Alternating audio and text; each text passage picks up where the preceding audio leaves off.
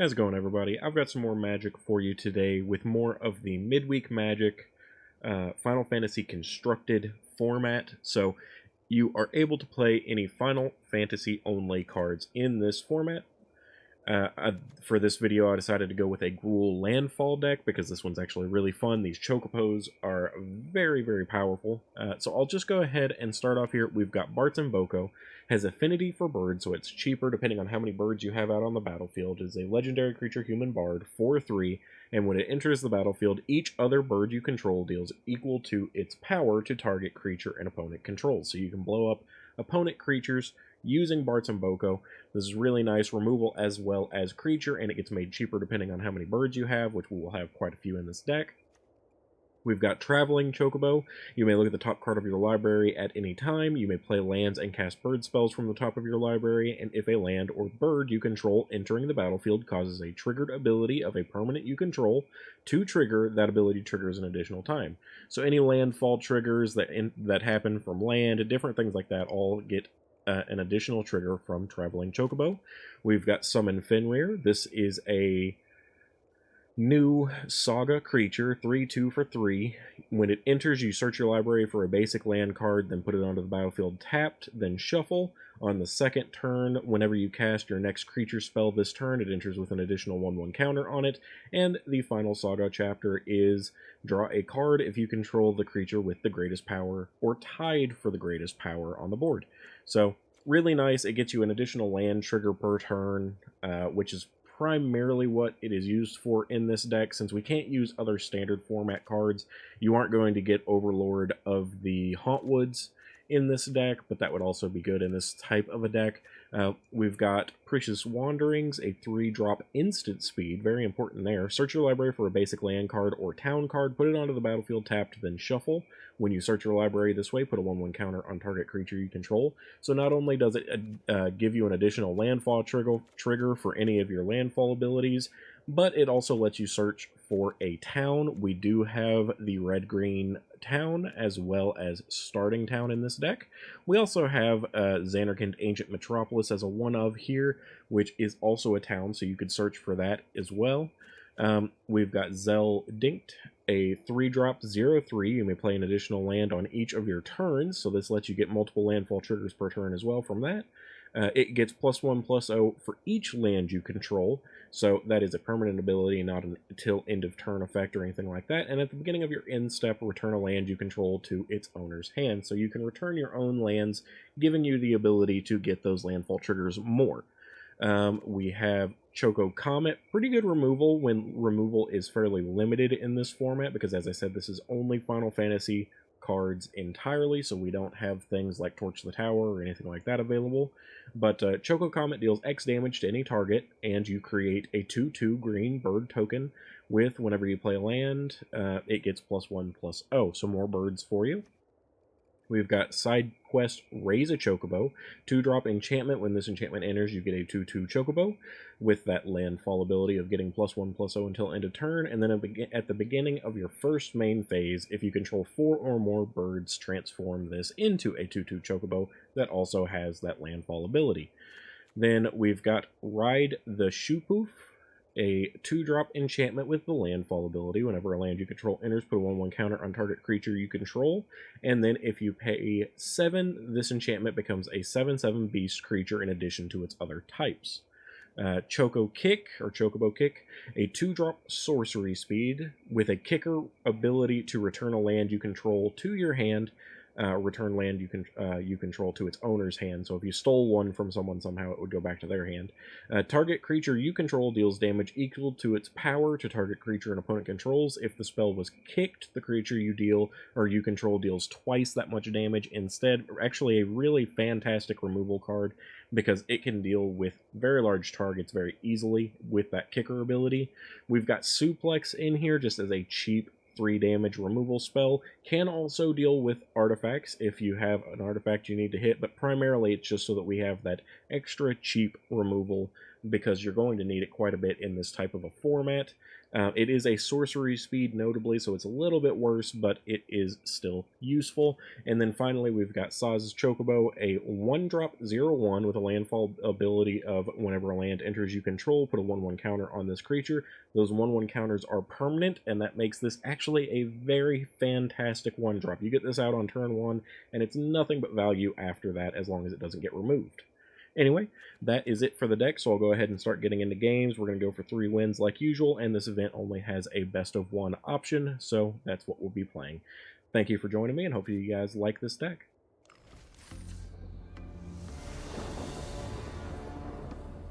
Alright, we've got both colors we need, and some pretty okay cards here, so let's go ahead and keep.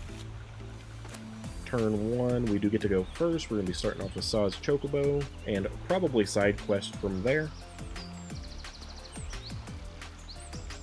Getting more bodies out is going to matter more than getting extra 1/1 counters until we know for sure we're going to have our 3rd land drop.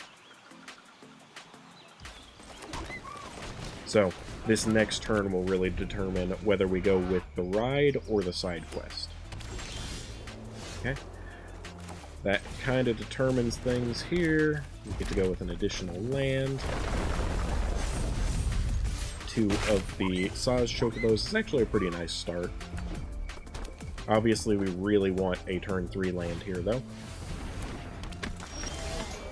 Which we did get. We're going to go ahead and get down our Traveling Chocobo, because that is going to be essential for us going forward. We do have a land on top, which is fantastic.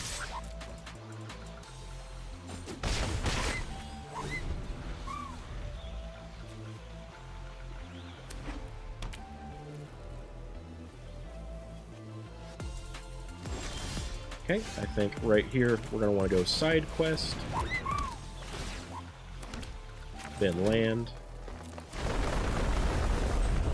It's going to double all of our triggers, which is quite nice, and then I'm going to go with another side quest because it's going to give us even more creatures going forward. And then we'll attack with our Saz Chocobo here.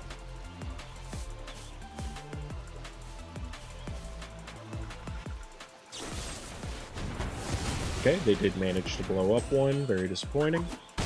The other managed to get through, and in our next main phase, as long as we don't lose a creature, we will get 2 more Chocobos from the side quests. Okay, they got rid of 1 more, so unfortunately our side quest won't flip. What do we got on top of the library? We do have a land, that's fantastic, so let's go with Ride, get this starting town down. I'm going to go ahead and give that to the Traveling Chocobo so that we can keep it nice and big. Make sure it can attack in.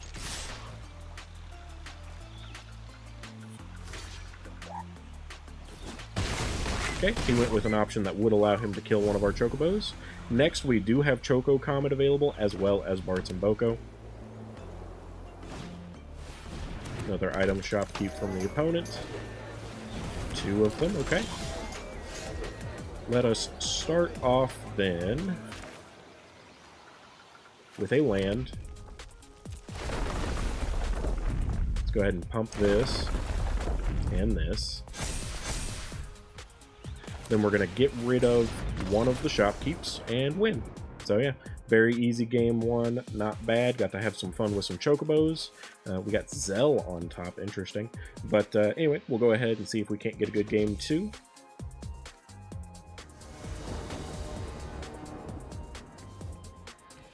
Alright, we do get to go first, unfortunately. I think this is okay, actually. Just going straight for the Saz, even though it's going to have a tap land on turn 2, is still fine.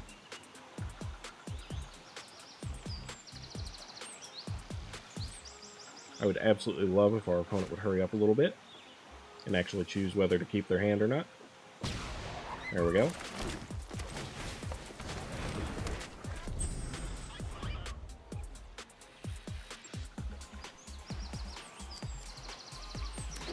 I think the Saz Chocobo is a fantastic 1-drop, no matter what deck you put it in.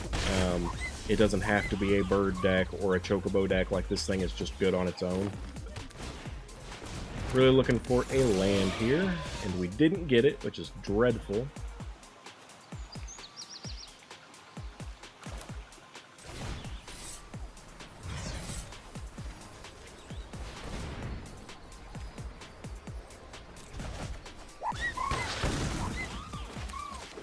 Got 2 damage there, so now at least he can't block.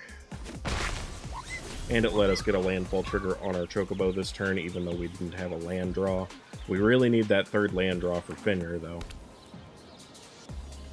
So that already means we're behind, so our advantage from going first is completely wiped out.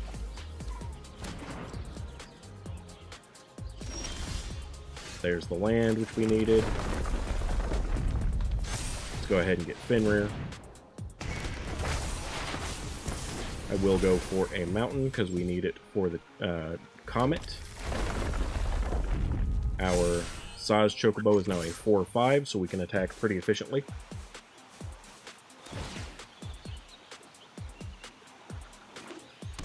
He was able to put a land from his hand onto the battlefield, but it also means he cannot now block.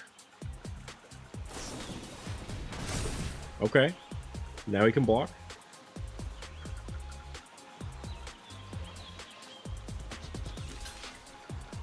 And got to keep the UFO in fact also.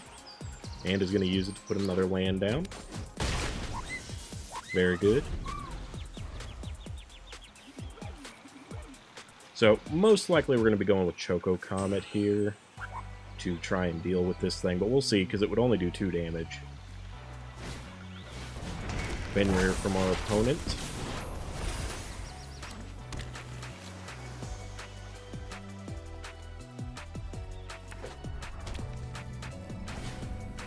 Another UFO. Let's read this real quick. You may put a land card from your hand to the battlefield. Until end of turn, this creature's base power becomes equal to the number of towns you control. Totally tapped out, though, so we don't have to worry about that. Bart's and Boko's tempting. We could definitely get rid of a threat that way, and I think that's a good call.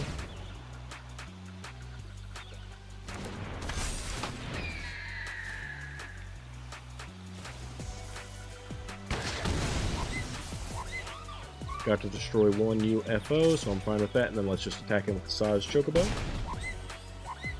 We do have land fetch potential here.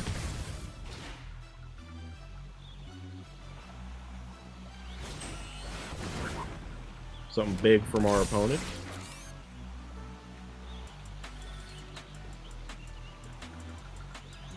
Now that they have the largest creature, we're not going to get a draw, so that sucks. Wouldn't mind drawing a land here so that we could double with these. When Omega enters, for each opponent, tap up to 1 target non-land permanent that opponent controls, put X stun counters on it on each of those permanents, and you gain X life, where X is the number of non-basic lands you control. So we did get a land, but it is a tapped land. That's pretty disappointing. I think we got to go suplex here, keep our opponent from drawing. Wait a moment. Is this an artifact? It sure is. So this is even better, actually.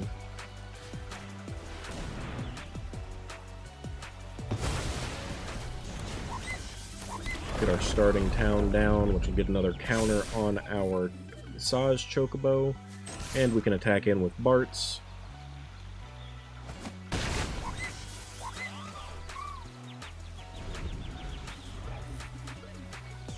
So Suplex coming in big handy there, getting rid of their big threat.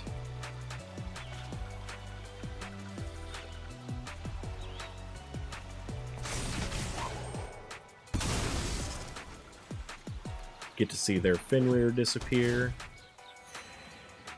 Probably should have waited on the ability from the UFO because they could have gotten at least 1 more damage in. Another summon Fenrir, okay. Okay, we've got a Choco side quest. Probably would be best to just go ahead and go side quest.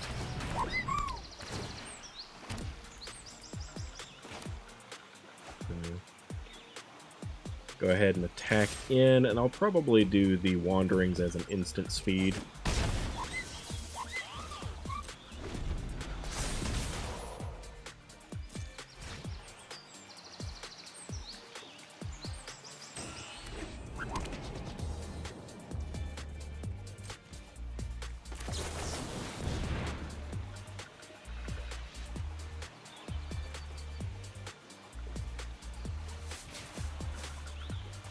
Let's go ahead and just get one of our towns, since it'll enter tapped either way.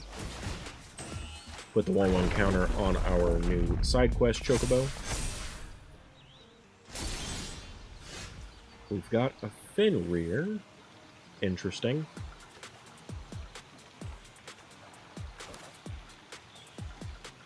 Can I do 4 for this? 2, 3, 4. Sure looks like it.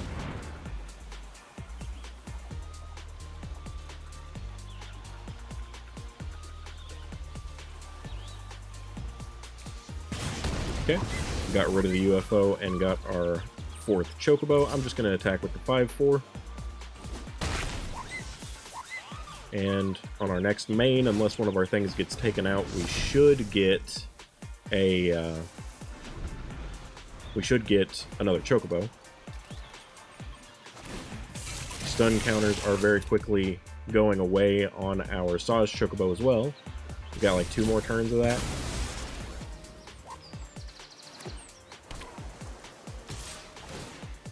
Balam Garden Airborne. That was a good use from our opponent, getting it to transform into, or become crude. I thought that was a really good play, actually, before the Fenrir disappeared. Town Greeter from our opponent, so they get a blocker. I'm curious to see if our side quest comes in with the ability to attack, or if it has summoning sickness. Looks like it does get to attack, which is pretty nice. Let's go ahead and get a tap land, I don't mind. Okay, and we get to win game 2. Not bad, that one was a little tough. Really, Suplex is what won this match for us. The opponent had something very, very scary here with the, where is it at?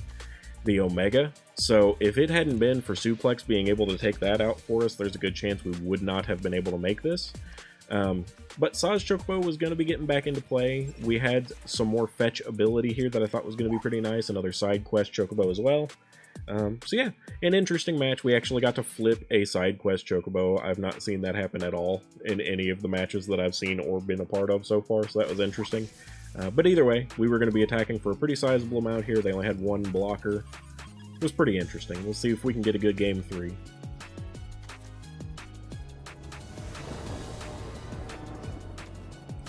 Alright, we do get to go first. We get a Saz Chocobo to begin with. I think this is pretty keepable.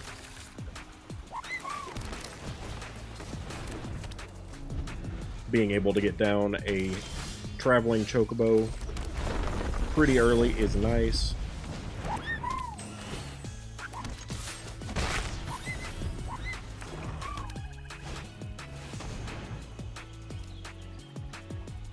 I think next turn we're still probably going to have to go for Fenrir unless we draw a card and it's a land. Okay, no land on top. Alright, I changed my mind. We're going to go Traveling Chocobo.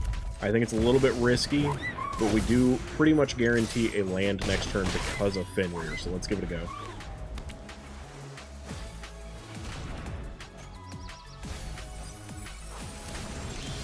Please be a land on top. Okay, it is. So what we're going to do here is starting town. Fenrir. And I think we just win here, because this is a busted combination. Yeah. So, absolutely explosive turn there because we lined that up. I did the risky play. I went for Traveling Chocobo into Fenrir, and we got lucky and had a land on top. The reason that I thought it would be worth the risk is because Traveling Choco lets us see the card on top. So we knew that we had twice as likely to see an extra land on that turn, and this was going to be massive. So that was a fantastic game 3. It was short, but it shows absolutely quickly how this deck can just dominate if your opponent isn't doing anything early. Even had our Xanderkind up on top with plenty of good things left here in hand to play. But anyway, that is it for today's video. I hope you guys liked this. This is a pretty good showcase of the Gruul Landfall deck with only Final Fantasy cards. So thank you for joining me. Hopefully you liked it.